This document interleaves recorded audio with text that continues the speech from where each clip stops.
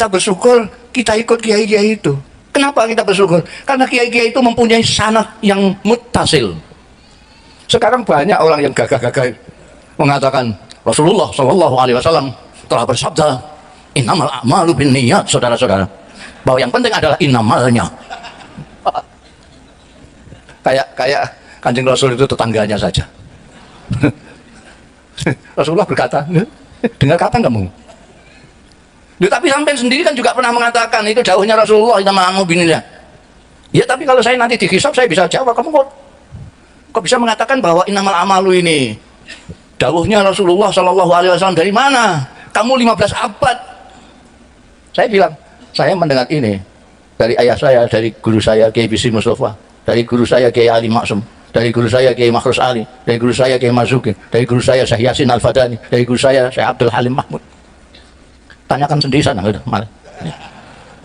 Ayah saya ditanya, guru saya ditanya, dari mana? Kamu bisa mengatakan bahwa ini dawuhnya Rasulullah Shallallahu Alaihi Wasallam. Kamu beritahukan kepada Mustafa. Beliau akan jawab, ini saya dari guru saya, Syekh Umar Hamdan. Nanti Syekh Umar Hamdan ditanya dari mana? Saya dari Syekh Faleh. Terus sampai Amirul Mukminin, Sayyidina Umar bin Khattab radhiyallahu dari Rasulullah Shallallahu Alaihi Wasallam, dari malaikat Jibril, dari Allah Subhanahu Wa Taala. Paham sampai urutannya? Semua ilmu yang sampai dapat dari GGNU itu bisa dipertanggungjawabkan sampai yaumul hisab. Zaman seperti ini, itu sangat kita bersyukur kita masih ikut Nahdlatul Ulama. Ya. Sampai tinggal bilang saja, sampai bisa mengatakan begini, saya dengar dari Kiai Ahmad Rohyat. Udah biar yang ditanya beliau nanti. Enak tuh. Tapi kalau sampai ditanya, kamu bisa mengatakan ini dawuhnya Rasulullah? Ya, saya dari Google. Wah, sudah. Repot nanti urusannya itu. Ya. Kita bersyukur kita Nahdlatul Ulama. Ya. Tadi sampai saya ralat tadi, siapa namanya? NU cabang Katolik tadi. Mengatakan bahwa NU adalah terbesar di Indonesia. Mau saya ralat tapi dia sudah pinter diteruskan. Mungkin sedunia. Ralat saya bukan mungkin, memang. Ini bukan mungkin Pak Jonas, bukan mungkin. Tahun 89 saya ditakdirkan ikut Gus Dur sama Kiai Sahal Mahfud mendapat undangan dari Darul Ifta. Darul Ifta itu suatu badan non departemental tapi langsung di bawah Raja Saudi. Waktu itu kepalanya adalah kepalanya Wahabi Saudi, Syekh bin Baz. Saya itu karena tulisan saya bagus, tulisan Arab saya itu bagus. Saya gelandangan suka dulan-dulan, kalau ke Jakarta mampir ke PB gitu. Betulan Kiai Sahal, Kiai Abdurrahman Wahid, Dr. Fahmi, Saifuddin, Allah yarhamhum, mereka semua sudah ada. Mereka sedang bicarakan undangan dari Saudi. Wah ini ada Gus Dur, ada Gus Dur. Saya waktu itu gelandangan biasa lah, nggak jadi apa-apa. Wah ini ada Gus Dur, kebetulan tulisannya bagus ini. Suruh nulis surat balasan. Saya nulis surat balasan bahwa kita berterima kasih sudah diundang. Insya Allah akan kita bicarakan, nanti kita akan datang. Itu yang nulis saya. Ketika dapat undangan dari atase agama itu bukan di bawah Deparlu sana, tapi di bawah Darul Ifta ini.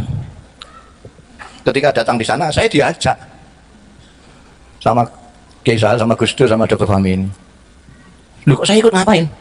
Loh nanti kalau ada yang harus ditulis-tulis lagi kan, biar tulisannya sama dengan yang masuk akal juga itu ya. Saya ikut sana, ternyata di sana itu hanya untuk menulis siapa-siapa yang akan berangkat. Terus ditulis saja Syekh Muhammad Ahmad Sahal Mahfud, Syekh Abdurrahman Wahid, Dr. Fahmi Saifuddin Zuhri. Ini siapa ini? Saya belum jawab, saya tidak ikut-ikut. Sudah dijawab sama Gus Dur. Ini Mustafa Bisri. Jadi saya ikut ke bawah. Itu saya diterbangkan takdir itu namanya. Bukan ada.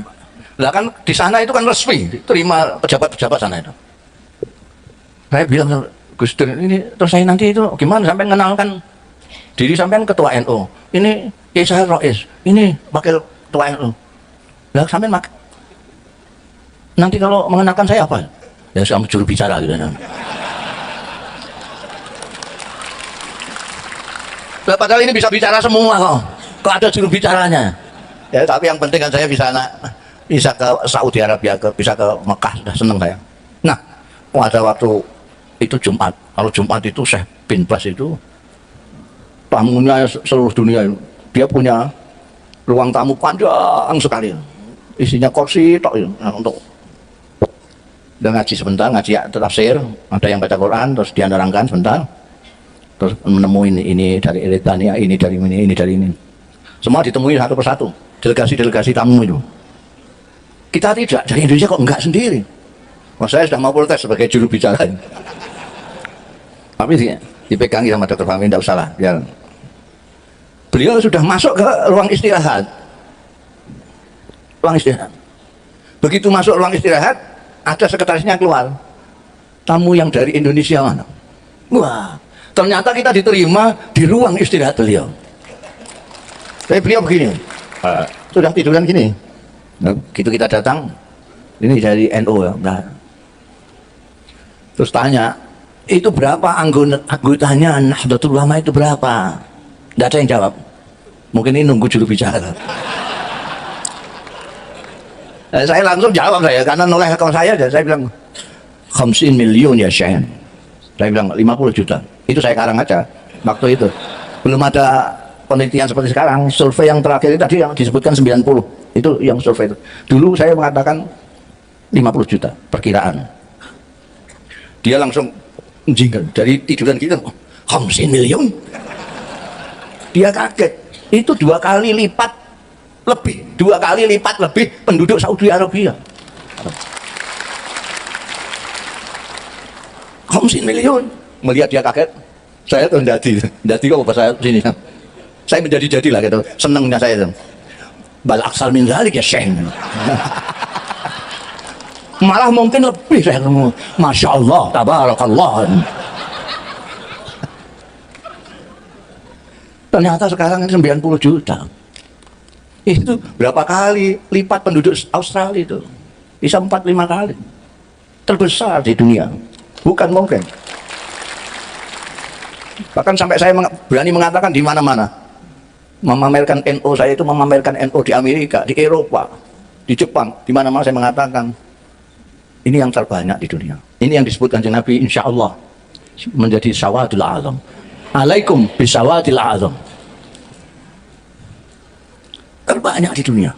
Dan saya sudah ngecek cara berpikir, cara memahami. Saya sudah ketemu Grand Syekh Azhar, Syekhul Azhar. Saya ketemu Grand Mufti Syria, Syekh Hasun, Grand Mufti Qatar. Semuanya pikirannya sama dengan Kiai-Kiai NU semua. Saya nggak tahu pikiran-pikiran yang lain itu entah apa itu. Pembesar-pembesar di Timur Tengah semuanya pikirannya sama. Saya sudah ngecek semua. Semuanya seperti kita, ahli sunnah wal jamaah, tawassut wal i'tidal. Maka sekarang ini di dunia sedang mencari NU untuk dijadikan guru bagi perdamaian dunia. Saya yang khawatir lalu kitanya sendiri malah nggak paham. Jadi orang mau jadikan sampean guru, sampean sendiri malah cari guru kemana-mana yang nggak jelas. La ilaha illallah. Sudah sampean mantap saja sama kiai-kiai sampean NU, udah. Itu punya jalur langsung bisa dipertanggungjawabkan ila yaumil kiamat. Kalau sampean punya ustaz-ustaz lain, sampean tanya, sampean bisa nanggung saya nanti sampai yaumil hisab? Kalau iya sampean silakan sana. Kalau berani.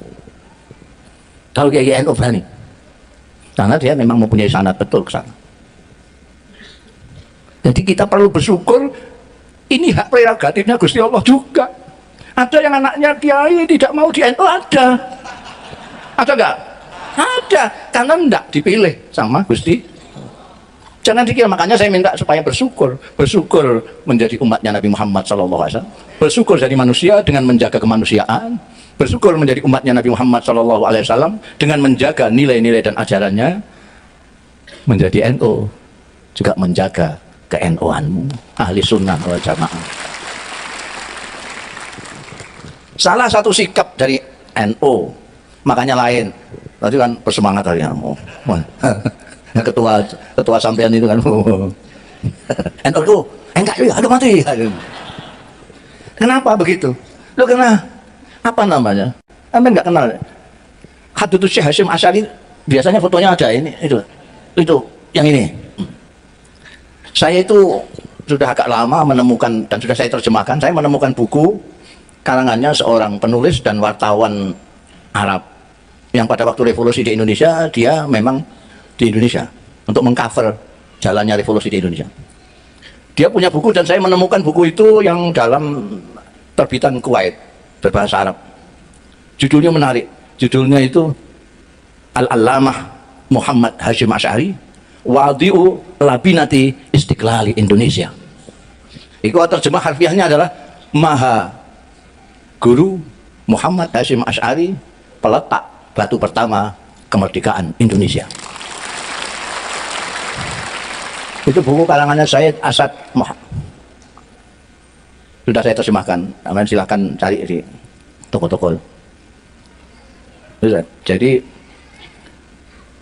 ajaran dari kiai-kiai NU itu karena ikut mendirikan Nahdlatul Ulama, itu ikut mendirikan negara kita ini, maka orang NU itu saya selalu mengatakan adalah orang Indonesia yang beragama Islam, bukan orang Islam yang kebetulan di Indonesia. Orang NU itu bukan turis. Orang NU itu adalah orang Indonesia yang beragama Islam, bukan orang Islam yang kebetulan di Indonesia. Dulu ada namanya Azhari, ada namanya M-Top yang ngebom itu, ngebom Indonesia. Mungkin masih bisa dimaklumi ya, karena dia bukan orang Indonesia. Jadi kalau Indonesia hancur dia nggak merasa rugi, nggak apa, dia bukan orang Indonesia. Tapi kalau sampean mau merusak Indonesia, wah, tak lawan kamu. Ini rumah kita bersama, harus kita jaga bersama.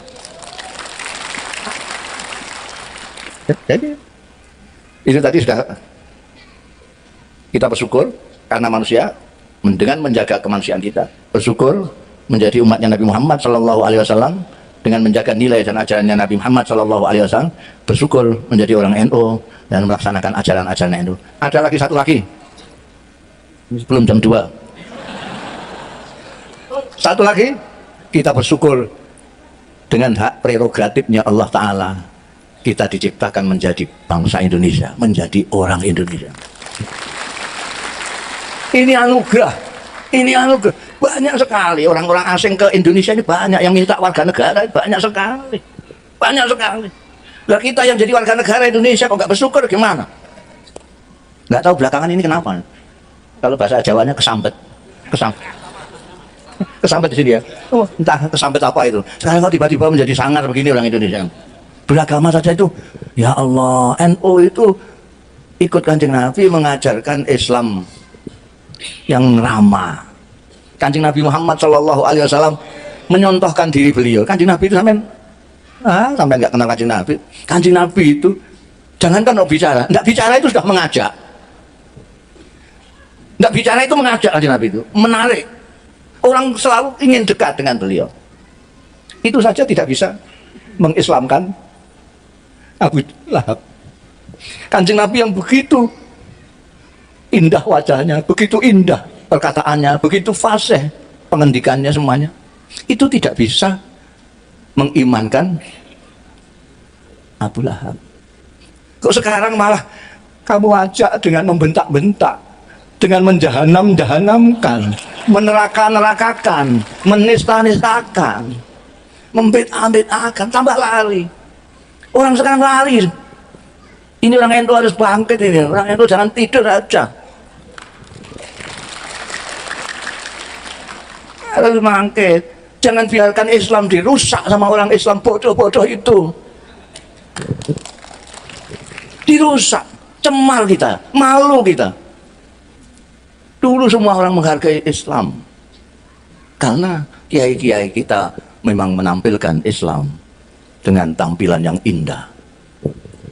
Kiai-kiai tidak ngomong saja, bahkan ada kiai yang tidak ngomong, tapi perilakunya yang ngomong. Kiai-kiai pesantren dulu punya kasih sayang kepada umat. Itu tadi saya katakan, yang zuruna ilal ummah bi ainir rahmah. Karena kasih sayangnya kepada umat, tidak tahannya melihat umatnya itu kesasar-sasar, beliau itu membantu mereka membacakan Al-Quran, memahami Al-Quran, kemudian mengamalkan Al-Quran supaya terlihat oleh umatnya yang awam yang tidak baca Quran ini. Oh begitu itu Quran. Maka ini sekarang saya anjurkan kepada kiai-kiai NU itu yang baca Quran, tolonglah yang tidak sempat baca Quran itu biar belajar perilaku Quran dari Anda sekalian. Yang ngerti Quran, yang kenal Kanjeng Rasul Shallallahu Alaihi Wasallam, perlihatkanlah perilakunya Rasulullah.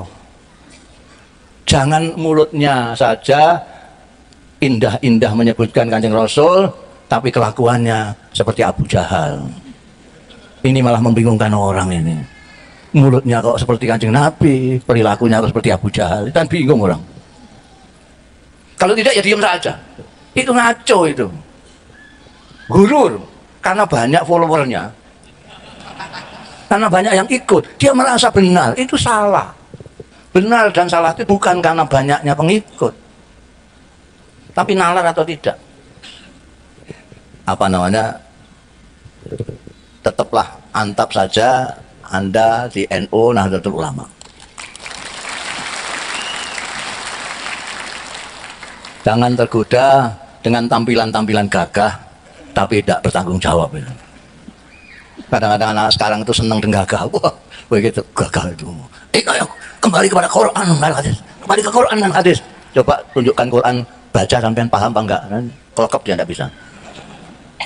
Gayanya saya kembali ke Quran. Jangan ikut kiai, ikut Quran. Ini sombong sekali dan tidak punya rasa rahmah. Lain dengan ulama-ulama kita. Dari dulu ulama-ulama kita itu sangat perhatian, peduli kepada masyarakat, sehingga sampai rakyat tidak dibiarkan untuk melihat Quran sendiri. Istimbat Quran sendiri tidak bisa, wong rakyat jelata kok. Mereka yang istimbat, mereka yang ngambil dalil-dalil, mereka bikinkan buku pintar untuk orang-orang awam supaya segera dapat sholat. Ada sulam sapina, ada takrib. Ini menolong masyarakat yang tidak sempat baca Quran. Mereka disangka mereka itu Imam Syafi'i, imam-imam kita itu tidak baca Quran. Kiai-kiai itu ngedobos saja maksudnya. Jangan ikut kiai. Loh, lah ikut siapa Quran? Loh, kamu kira kiai-kiai itu dari mana? Apa dari Google? Jadi itu tetaplah sampean ya, mantap saja dari ikut kiai-kiai NU. Nanti kalau ditanya sana rombongan NU gitu aja sudah beres. Demikian yang bisa saya sampaikan, apa namanya, untuk ibu-ibu bapak-bapak sekalian. Ingat tadi itu, bersyukur tadi itu pertama. Kedua, di samping bersyukur,